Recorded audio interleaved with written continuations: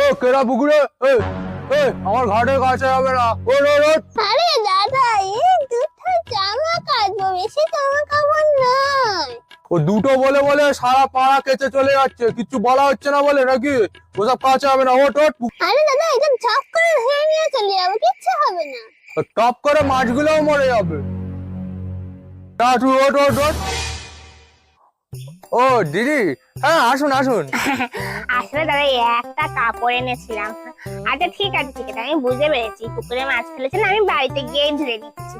হ্যাঁ একটা কেন, সব নিয়ে এসে কেটে যান না, আপনার জন্য ফ্রি। আচ্ছা আচ্ছা। কোনো মারা হেগে রেখে দেখেছে রে।